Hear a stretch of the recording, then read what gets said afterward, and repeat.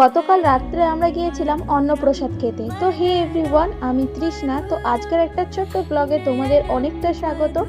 আমি, মা, দিদি তিনজনা কিন্তু এখন ভাত খেতে যাচ্ছি, মানে অন্নপ্রসাদ গ্রহণ করতে যাচ্ছি। এখন কিন্তু রাত 10টা বাজে। তো আমি, মা, দিদি বেরিয়ে পড়েছি। আমাদের বাড়ি থেকে হাঁটা 2 পা। অ্যাকচুয়ালি তোমাদের মনে আছে কিনা জানি না, যেখানে শিব ওঠে সেখানেই হচ্ছে অষ্টপ্রহর, তো সেখানেই যাচ্ছি। তো আমরা কিন্তু পৌঁছে গেছি। এবার একটু ঠাকুর দর্শন করে তারপরেই কিন্তু খেতে যাব। সাজানোটাও কিন্তু অপূর্ব হয়েছে, সত্যি খুব সুন্দর লাগছে। বেশিরভাগ দিনই এখানে কিন্তু অন্ধকার থাকে, কিন্তু আজকে এত লাইট দিয়েছে, আজকের এই জায়গাটা কিন্তু খুব সুন্দর লাগছে। এখানে কত মানুষজন খাওয়া দাওয়া করছে, আর আমরাও কিন্তু বসবো, কিন্তু এখানে যেহেতু জায়গা নেই তো আমরা কিছুক্ষণ দাঁড়িয়ে রয়েছি। অষ্টম প্রহরে কে কতটা আনন্দ করেছে বলতে পারবো না, কিন্তু আমার মা মনে হয় সব থেকে বেশি আনন্দ করেছে। আর 10-এর কাজে কিন্তু কখনো কাজ ভাগ করা থাকে না, কাজ নিজে থেকেই করে নিতে হয়। তো এবার কিন্তু আমরা খেতে বসেছি। তো কলা পাতাটা ভালো করে ধুয়ে নিলাম।